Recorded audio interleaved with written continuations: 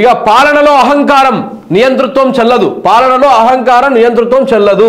గత ప్రభుత్వం ఏనాడు సామాన్యులకు అందుబాటులో లేదు. అందుకే ప్రజలు ఆ పాలకులకు చరమగీతం పాడారు. ఈ ప్రజా ప్రభుత్వం తొలి ప్రాధాన్యం సంక్షేమానికే గణతంత్ర వేడుకల్లో తమిళసాయి. ఒకసారి ఈ టైటిల్ చూడండి మిత్రులారా, పాలనలో అహంకారం నియంతృత్వం చెల్లదు అని చెప్పేసి మేడం గారు చెప్తా ఉన్నారు. ఇదే టైటిల్ ఒకసారి ఆంధ్రజ్యోతిలో కూడా చూడండి మీరు, సేమ్ టైటిల్, అహంకారం నియంతృత్వం చెల్లదు, అహంకారం నియంతృత్వం చెల్లవు. అసెంబ్లీ ఎన్నికల్లో తెలంగాణ సమాజం ఇచ్చిన తీర్పు ఇదే. పేదల కన్నీళ్లు తుడిచే నాదుడే లేని పాలన గతంలో చూశాం. పాలకుల్ని నియంత్రించే శక్తిని ప్రజలకు రాజ్యాంగం ఇచ్చింది. కొత్త ప్రభుత్వంలో అంబేద్కర్ స్ఫూర్తితో అన్ని వర్గాలకు మేలు, స్వేచ్ఛ, సమాన అవకాశాలు దక్కాలనే లక్ష్యంతో పనిచేస్తోంది. 75వ గణతంత్ర దినోత్సవ వేడుకల్లో గవర్నర్ తమిళసాయి మాట్లాడినటువంటి మాటలు. ఇక సేమ్ టైటిల్ సేమ్ వార్త ఇందులో కూడా చూడండి, సేమ్ అదే టైటిల్ ఉంటుంది. నియంతృత్వానికి చరమగీతం, అహంకారం చెల్లదని తెలంగాణ సమాజం తీర్పు ఇచ్చింది. ప్రజా ప్రభుత్వాన్ని ఏర్పాటు చేసుకుంది గవర్నర్ తమిళసాయి. ఉద్యోగాల విషయంలో గత ప్రభుత్వం నిర్లక్ష్యం చేసింది, అన్ని వ్యవస్థలను ధ్వంసం చేసింది. అన్నింటినీ సరిదిద్దుకుంటూ ముందుకెళ్తున్నాం, మాట నిలబెట్టుకుంటాం, రుణమాఫీ చేస్తాం, 6 గ్యారంటీలను అమలు చేస్తామని వెల్లడి. పబ్లిక్ గార్డెన్స్ లో ఘనంగా రిపబ్లిక్ డే జెండా ఎగరవేసిన గవర్నర్, హాజరైన సీఎం. ఒకటే వార్త, సేమ్. గత ప్రభుత్వము ఏనాడు సామాన్యులకు అందుబాటులో లేదు. ఏదంట, గత ప్రభుత్వం ఏనాడు సామాన్యులకు అందుబాటులో లేదు. కష్టం వస్తే ఎవరికి చెప్పుకోవాలో తెలియని పరిస్థితి ఉండేది. పేదల కన్నీళ్లు తుడిచే నాదుడే లేని పాలన గతంలో చూసాం. ఇప్పుడు తెలంగాణ ప్రజాస్వామ్య పాలనలో ఉంది. మహాత్మా జ్యోతిరావు పూలే ప్రజాభవన్లో ప్రతి మంగళ శుక్రవారాల్లో ప్రజావాణి నిర్వహిస్తున్నారు. ప్రజల సమస్యలు వినేందుకు మంత్రులు అందుబాటులో ఉంటున్నారు. సెక్రటరియట్లోకి సామాన్యులు సైతం వచ్చి ముఖ్యమంత్రిని, మంత్రులను కలిసి సమస్యలు చెప్పుకున్నటువంటి స్వేచ్ఛ వచ్చింది. ఏడ ఉన్నావక్క నువ్వు? ఏడ ఉన్నావు? అసలు తెలంగాణ రాష్ట్రంలోనే ఉన్నావా, లేకపోతే ఇంకేమైనా బయట ఉన్నావా? అసలు ముఖ్యమంత్రి ప్రజావాణిలో కనబడి ఇవాళకి 40-50 రోజులు. ఆ రోజు 8వ తారీఖు నాడు షోకు డబ్బా కోసము, ఆ రోజు మీడియాలో ప్రచారం కోసం మాత్రమే ఆ రోజు కనపడ్డాడు ఈ ముఖ్యమంత్రి. ఇప్పటిదాకా ప్రజాభవన్లో కానీ ఆ ప్రజావాణిలో కానీ ఎక్కడ కూడా ఒక్క పేదోన్ని కూడా కలిసినట్టు చూపిస్తావా? ఎందుకంటే పచ్చి అబద్ధాలు మాట్లాడాలి. ఈ అబద్ధాలన్నీ మన పేపర్ దగ్గరకు వచ్చినాక ఉంటాయి మిత్రులారా. అందుకే ఇవాళ మన పేపర్ని లాస్ట్కి చదువుతూ ఉంటాం. ఎందుకంటే ఈమె ఎన్ని అబద్ధాలు చెప్పింది, దానికి వాస్తవాలు ఏందనేది మన పేపర్లో క్లియర్గా రాష్ట్రం. ఒకసారి వీళ్ళు రాసినటువంటి అబద్ధాలని ఈ పేపర్ రాసినటువంటి వార్తలు చదివితే మనకు క్లియర్గా అర్థమవుతుందని చెప్పేసి తీసుకురావడం జరిగింది. ఇంకా చూడండి, అంటే మహాత్మా జ్యోతిరావు పూలే ప్రజాభవన్లో ప్రతి మంగళవారము, ప్రతి శుక్రవారము ఎవరు మంత్రులు అందుబాటులో ఉంటారంట. ఒక్కడు కూడా అందుబాటులో లేరు. నిన్నటి రోజున పోయి చూసినా కానీ ఏడలేడు అసలు ఎవడు. ప్రతి మంగళవారం పోండి, ఉట్టే మళ్ళీ గదే అధికారులు ఉంటారు. అధికారులు మాత్రమే ఈ వినతి పత్రాలను తీసుకుంటారు. కానీ ఎవడు కూడా ఆడ దిక్కు దివాన్ లేదు, జస్ట్ అది షోకు డబ్బా మాత్రమే. సో మన గవర్నర్ గారికి మరి ఏడ కనపడ్డారో మంత్రులు చెప్పాలి. ఇక మిగతా వార్తలు చూసుకుంటే ఈ విధంగా అబద్ధాలు ఒల్లిస్తూ వచ్చింది ఆమె. ఇగో ఇన్ని అబద్ధాలు చెప్పింది కదా, ఒకసారి ఇక్కడ వాస్తవాలు చెప్తా చూడండి. మన తెలంగాణ పత్రికలో వాస్తవాలు. గణతంత్ర వేదికపై గవర్నర్ అబద్ధాలు, పచ్చి అబద్ధాలు మాట్లాడిన గవర్నర్ తమిళసాయి చేయని పనులు చేసినట్టుగా పబ్లిసిటీ. 2 గ్యారంటీలు పూర్తిగా అమలు చేశామని ప్రకటన. రైతు భరోసా ఇచ్చేశామంటూ మరో అబద్ధం. ఉచిత కరెంటు పైన సర్కార్కు గవర్నర్ డబ్బా కొట్టింది. ఈ రేకు డబ్బా ఆ డబ్బా కొట్టింది అనమాట గవర్నర్కి. సో ప్రజావాణిలో మంత్రులు ఉంటున్నారని సర్కారును వెనకేసుకొచ్చేటువంటి ప్రయత్నం చేసింది. కాంగ్రెస్ పార్టీ నాయకురాలుగా మాట్లాడారంటూ విమర్శలు. దేశమంతా 75వ గణతంత్ర వేడుకలు సంబరంగా చేసుకుంటుంది. ఢిల్లీ ఎర్రకోట నుంచి గల్లీ దాకా మువ్వన్నెల జెండాను రెపరెపలాడాయి. అలాగే రాష్ట్రంలోనూ పబ్లిక్ గార్డెన్లో ప్రభుత్వం తరపున వేడుకలు జరిగాయి. అంతటా అభివృద్ధి, భవిష్యత్తు, సానుకూల లక్ష్యాలపైన చర్చ జరిగితే తెలంగాణలో మాత్రం గవర్నర్ రిపబ్లిక్ డే స్పీచ్ అంతా అబద్ధాల కుప్పగా కనిపించింది. జరగనివన్నీ జరిగినట్టుగా చెప్పుకున్నారు. రాష్ట్ర ప్రభుత్వం రాసి ఇచ్చిన అబద్ధాల పుస్తకాన్ని నవ్వుతూ చదివి వినిపించారు. గత ప్రభుత్వాలపైన విమర్శలు, ఆరోపణలు సర్వసాధారణం. కానీ ప్రస్తుతం చేయనివి కూడా చేసినట్టుగా గవర్నర్ స్పీచ్లో మాట్లాడడం పైన విమర్శలు వస్తూ ఉన్నాయి. కనీసం అవగాహన లేకుండా గవర్నర్ ఎలా మాట్లాడారనే అనుమానాలు కూడా కలుగుతూ ఉన్నాయి.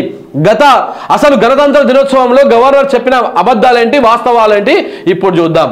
ఎవరైనా సరే, ఏ గవర్నర్ అయినా సరే మేము ఇది చేస్తామని చెప్పాలి. కానీ గత ప్రభుత్వం నియంతృత్వం అంటే నువ్వు కూడా నియంతృత్వం అన్నట్టే. ఆ ప్రభుత్వానికి కూడా నువ్వే ప్రతినిధివి. ఇవాళ ఈ ప్రభుత్వం నాది అని ఎట్లా అంటున్నావో ఆ రోజు కూడా ఆ ప్రభుత్వం కూడా నీదే అన్నట్టు.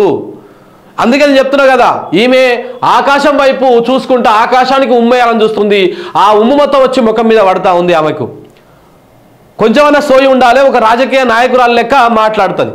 ఈమె నిర్ణయం ఎట్లా ఉంటుందంటే, ఏది దాసోజు శ్రవణ్ను కుర్రా సత్యనారాయణ అని ఇద్దరిని గత క్యాబినెట్ సిఫార్సు చేస్తే వీళ్ళని ఎమ్మెల్సీలుగా ఇవ్వండి అంటే వాళ్లకు రాజకీయ నేపథ్యం ఉందని పక్కన పెట్టింది ఈ గవర్నర్. కానీ నిన్న ఏకంగా స్వయంగా ఒక పార్టీకి అధ్యక్షుడైనటువంటి కోదండరామరెడ్డిని నియమించింది అదే కోటరీలో. అంటే ఈయన దగ్గర రాజకీయ నేపథ్యం కనపడలేదా? 200% రాజకీయ నాయకుడు, ఆయన ఒక పార్టీకి స్వయంగా అధ్యక్షుడు అయినా కానీ ఎట్లా నియమించింది అంటే ఇది కేవలము లోపాయికారి ఒప్పందం మాత్రమే. అది కూడా ఎన్ని అబద్ధాలు మాట్లాడిందో. అబద్ధం 1, గవర్నర్ అబద్ధం ఏం మాట్లాడిందంటే 6 గ్యారంటీలో 2 అమలు చేశాం, ఇప్పటికే అమలు చేశాం చెప్పుకోవడానికి ఉండాలి. నువ్వు మహిళ అయిపోయినావు కాబట్టి మేము ఎక్కువ మాట్లాడలేకపోతున్నాము, ఎక్కువ విమర్శించలేకపోతున్నాం. 2 గ్యారంటీలను ఇప్పటికే అమలు చేసిందంట. ఏంటివా 2 గ్యారంటీలు చూద్దాం. ఇక్కడ అసలు వాస్తవం ఏంటి అంటే కాంగ్రెస్ ప్రభుత్వం ఎన్నికల సమయంలో ఇచ్చిన 6 గ్యారంటీలో 2 అమలు చేశామని గవర్నర్ చెప్పిన మాట శుద్ధ తప్పు. గ్యారంటీల్లో మహాలక్ష్మి గ్యారంటీలో 3 హామీలు ఉన్నాయి. ఆ మహాలక్ష్మి గ్యారంటీలో ఉన్నటువంటి 3 హామీలు ఏంటంటే ప్రతి నెల 2500 రూపాయలు ప్రతి మహిళకి ఇవ్వడము, 500 రూపాయలకే గ్యాస్ సిలిండర్ ఇవ్వడము, ఆర్టీసీ బస్సుల్లో ఉచిత ప్రయాణము. ఈ 3 ఉన్నాయి. ఇందులో మహిళలకు ఆర్టీసీ బస్సులో ఉచిత ప్రయాణం హామీని మాత్రమే అమలు చేశారు. ఏది ఒక గ్యారంటీ ఏంది అంటే మహాలక్ష్మి గ్యారంటీ. ఆ మహాలక్ష్మి గ్యారంటీ కింద మొత్తం 3 హామీలు ఉన్నాయి. ఒకటి ప్రతి మహిళకు 2500 రూపాయలు ప్రతి నెలకు, 500 రూపాయలకే గ్యాస్ సిలిండరు, ఇంకొకటి ఆర్టీసీ బస్సుల్లో ఉచిత ప్రయాణం. ఆ 2 ఇవ్వకుండా కేవలం ఆర్టీసీ బస్సుల్లో మాత్రమే ఉచిత ప్రయాణం ఇచ్చిర్రు. దీన్నే మేడం గారు కాంగ్రెస్ వాళ్ళు చెప్పుకుంటున్నట్టుగా మేము ఒక గ్యారంటీని అమలు చేసినామని చెప్తా ఉంది. కొంచెమన్నా సోయి లేకుండా, జ్ఞానం లేకుండా ఏం మాట్లాడుతుందో ఏమో అర్థం కాలే ఆమెకు. ఇందులో మహిళలకు ఆర్టీసీ బస్సులో ఉచిత ప్రయాణ హామీని మాత్రమే అమలు చేశారు. అది కూడా ఎన్నికలప్పుడు అన్ని బస్సుల్లో అని చెప్పి అధికారంలోకి వచ్చాక ఆర్డినరీ ఎక్స్ప్రెస్ బస్సులకే పరిమితం చేశారు. అలాగే మరో గ్యారంటీ చేయూతలో 2 హామీలు ఉన్నాయి. ఒకటి ప్రతి నెల 4000 రూపాయల పెన్షను, 10 లక్షల వరకు ఆరోగ్యశ్రీ బీమా ఉంది. ఇందులో 10 లక్షల వరకు ఆరోగ్యశ్రీ పెంపు మాత్రమే అమలు చేశారు. అంటే ఒక గ్యారంటీలో 1/3 వంతు మరో హామీలో సగం మాత్రమే అమలు చేసిర్రు. ఇలా 2 పావలా గ్యారంటీలు అమలు చేసిర్రు. ఈ పావలా గ్యారంటీలలో కూడా ఈ ఆరోగ్యశ్రీ అనేది పెద్ద బేకార్ హామీ. అది మామూలు బేకార్ హామీ కాదు. దీనికి సంబంధించి మేము ఒక కథనం రాస్తున్నాము ఆల్రెడీ. అందులో కూడా అసలు ఆరోగ్యశ్రీ వల్ల ఎవరికి ఉపయోగం లేదు. ఆ 10 లక్షలు పెంచడం వల్ల ఎవరికి కూడా ఉపయోగం లేనటువంటి పరిస్థితి కనబడతా ఉంది. ఇగో ఇది ఒక అబద్ధం. ఇంకొక అబద్ధం ఏంది, గవర్నర్ గారు చెప్పినటువంటి ఇంకో అబద్ధం, యువతకు ఉపాధి కల్పించేందుకు ప్రస్తుత ముఖ్యమంత్రి రేవంత్ రెడ్డి వేగంగా అడుగులు వేస్తా ఉన్నాడంట. ఏడం కనపడుతున్నాయి మేడం మీకు వేగంగా అడుగులు? ఇవి అసలు వాస్తవం చెప్తా చూడండి. యువతకు ఉపాధి కల్పించేందుకు ప్రస్తుత రాష్ట్ర ప్రభుత్వము వేగంగా అడుగులు వేస్తున్నట్టు మాత్రం కనిపించడం లేదు. ఫిబ్రవరి 1 నాడు గ్రూప్ 1 అపాయింట్మెంట్ లెటర్లు ఇస్తామని జాబ్ క్యాలెండర్ ఇచ్చారు. ఈ లెక్కన మరో 4 రోజుల్లో ఫిబ్రవరి 1వ తారీఖు రాబోతా ఉంది. కానీ అది సాధ్యమయ్యే పరిస్థితి కనిపించడం లేదు. పబ్లిక్ సర్వీస్ కమిషన్ కు కొత్త మండలిని ఏర్పాటు చేసి కమిషన్ ను ప్రక్షాళన చేసి నోటిఫికేషన్లు ఇస్తామన్నారు. ఈ నెల 25న పబ్లిక్ సర్వీస్ కమిషన్ కు కొత్త చైర్మన్ 5 సభ్యులను నియమించారు. కమిషన్ ప్రక్షాళన పైన ఇప్పటి వరకు ఎలాంటి నిర్ణయం రాలేదు. ప్రక్షాళన అంటే కేవలం చైర్మన్ సభ్యులను మార్చడమేనా?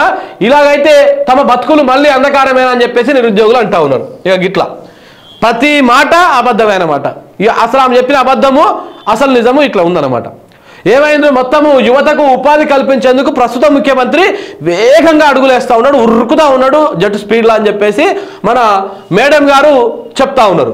అసలు వాస్తవం ఏంటంటే ఏం జరగలే. వాళ్ళు ఇచ్చినటువంటి జాబ్ క్యాలెండర్లో ఫిబ్రవరి 1వ తారీఖు నాడు గ్రూప్ 1 అపాయింట్మెంట్స్ లెటర్స్ ఇస్తాము అన్నాడు. అంటే ఆ లోపలనే ఎగ్జామ్స్ పెట్టడము, ఆ లోపలనే ప్రిలిమ్స్ పెట్టడము, మెయిన్స్ పెట్టడము, ఈ ఇంటర్వ్యూలో లేకపోతే రిజల్ట్స్ ఇవన్నీ వచ్చిపోయి అవన్నీ అపాయింట్మెంట్ లెటర్స్ ఫిబ్రవరి 1వ తారీఖు నాడు ఇవ్వాలి.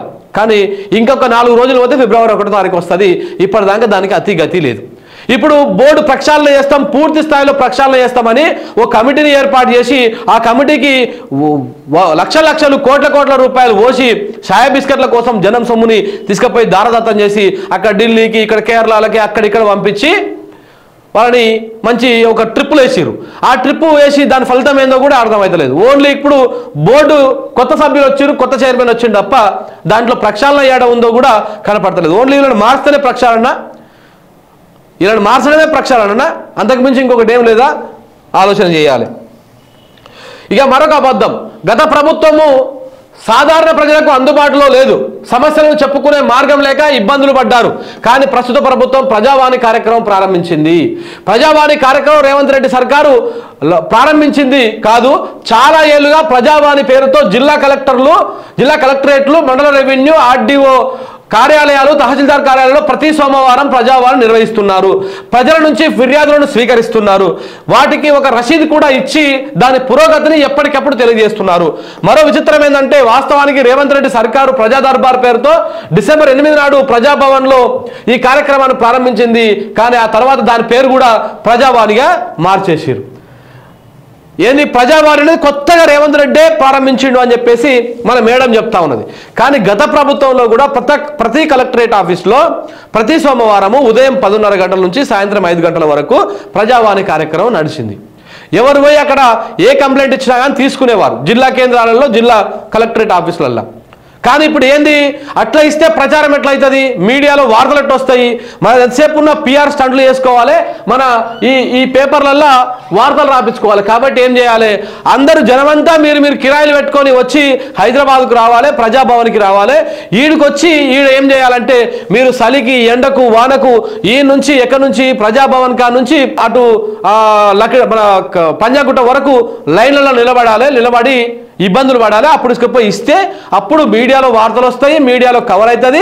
ఈ విధంగా అన్నమాట. అంటే ప్రజలు ఇబ్బందులు పడితే ఈ ప్రభుత్వానికి సమ్మగా ఉంటుంది అన్నట్టు.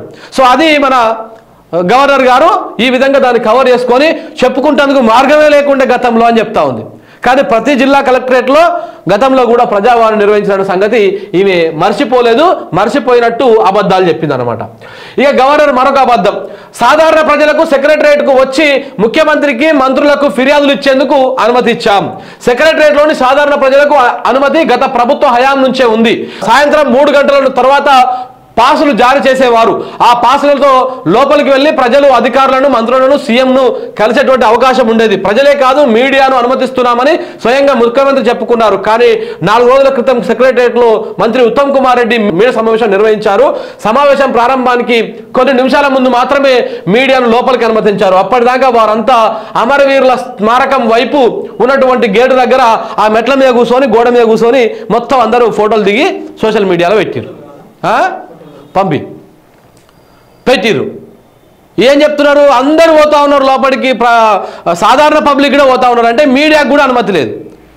ఇంకా అనుమతి లేకపోగా మీడియా ప్రతినిధులు కొట్టడము, బెదిరించడము, ఇట్లాంటివన్నీ ఈ ప్రజాపాలనలో గవర్నర్ చెప్తున్నటువంటి అద్భుతమైనటువంటి ఇందిరమ్మ రాజ్యంలో నడుస్తున్నటువంటి వ్యవహారం అది. ఏంది గవర్నర్ మరొక అబద్ధం ఏంటంటే, రైతు భరోసా డబ్బు ఇప్పటికే పేద రైతుల అకౌంట్లలో వేశాం. అసలు వాస్తవం ఏంటంటే, గవర్నర్ తన ప్రసంగాన్ని మరోసారి చెక్ చేసుకోవాల్సింది. రైతు బంధు డిసెంబర్ 11 నుంచి రైతుల అకౌంట్లో వేస్తామని అదే రోజు ముఖ్యమంత్రి చెప్పారు. డిసెంబర్ 9 రైతులందరి అకౌంట్లో వేశామని డిసెంబర్ 27న చెప్పారు. ఈ నెల 25వ తారీఖున హైదరాబాద్లో జరిగినటువంటి కాంగ్రెస్ సమావేశంలో సీఎం రేవంత్ రెడ్డి మాట్లాడుతూ ఫిబ్రవరి చివరి వరకు అందరికీ ఇస్తామని చెప్పారు. కానీ గవర్నర్ తన గణతంత్ర దినోత్సవ ప్రసంగంలో మాత్రం ఇప్పటికే రైతులందరికీ రైతు భరోసా అకౌంట్లో వేశామని చెప్పారు. వాస్తవానికి డిసెంబర్ 11న ప్రారంభించామని సర్కారు చెప్పిన 2 ఎకరాలకు పైగా ఉన్నటువంటి ఉన్న కొంతమంది రైతులకు గత 2-3 రోజులుగా డబ్బులు వేస్తా ఉన్నారు. కానీ ఇప్పటికే వేసినామని చెప్పేసి అబద్ధం చెప్పుకుంటా ఉంది మేడం. సో గవర్నర్ అబద్ధం మరొకటి, రాష్ట్ర ఏర్పాటు తర్వాత మొదటిసారిగా ప్రభుత్వం సామ్యబద్ధంగా పనిచేస్తా ఉందంట. ఎడగాని పడ్డదు ప్రజాస్వామ్యబద్ధంగా అంటే ప్రశ్నించిన వాళ్ళ మీద కేసులు పెట్టుడు, ఎవరైతే ప్రతిపక్ష పార్టీ నాయకులు ఉన్నారో వాళ్ళని నరికి చంపుడు, ఇట్లాంటివన్నీ ప్రజాస్వామ్యబద్ధంగా కనిపెడతా ఉన్నాయి. ఇవి గవర్నర్ కనిపిస్తున్నటువంటి ప్రజాస్వామ్యబద్ధంగా కనిపెడుతున్నటువంటి కథలు. ఇక దాంతోపాటు చూపిస్తా, ప్రజాస్వామ్యబద్ధం అన్నందుకు చూపిస్తా. సోనియామ్మకు బర్త్డే గిఫ్ట్ ఇస్తేందుకు ఇంతమంది చనిపోయారు, 14 మంది చనిపోయారు. ఇదేనా ప్రజాస్వామ్యబద్ధం అంటే? గవర్నర్ గారు కొంచెమైనా సోయి ఉండి మాట్లాడాలి కదా, ఏది పడితే అది మాట్లాడితే ఎట్లా? రాష్ట్రంలో కొత్త ప్రభుత్వం ఏర్పడగానే ఏకంగా రాష్ట్ర సచివాలయంలోకి ఓ జర్నలిస్టు పైన దాడి జరిగింది. రైతు బంధు రాలేదని ప్రతి సన్నాసుడు అంటున్నాడు అని స్వయంగా ముఖ్యమంత్రి రేవంత్ రెడ్డి రైతులను అవమానించారు. ఆయన కేబినెట్లోని మంత్రి వెంకటరెడ్డి అయితే రైతు బంధు రాలేదన్నోటిని చెప్పుతో కొట్టండి అని అన్నారు. కాంగ్రెస్ ప్రచార కమిటీ కన్వీనర్ తీర్మానం వల్లనే ఏకంగా ఎవరైనా రైతు బంధు రాలేదంటే రైతు బంధు అడిగితే చెప్పుతో కొడతానని బెదిరించాడు. కొడంగల్లో రైతు బంధు పడలేదని మీడియాలో అన్నందుకు ఓ రైతు పైన కేసు పెట్టారు. రాజేంద్ర నగర్ లో అగ్రికల్చర్ యూనివర్సిటీ భూములను లాక్కోవద్దని నిరసన తెలుపుతున్నటువంటి ఓ విద్యార్థిని పోలీసులు జుట్టుపట్టి లాక్కెళ్లారు. మరి ఇదేనా మీరు చెప్తున్నటువంటి ప్రజాస్వామ్యబద్ధమైనటువంటి ప్రజాస్వామ్య పాలన అని చెప్పేసి తెలంగాణ సమాజం ప్రశ్నిస్తా ఉంది. గవర్నర్ గారు ఇదేనా ప్రజాస్వామ్యబద్ధమైనటువంటి పాలన అంటే? చెప్పాలి సమాధానం. గవర్నర్ అబద్ధం, రైతులకు 24 గంటల ఉచిత విద్యుత్ ఇస్తున్నాం.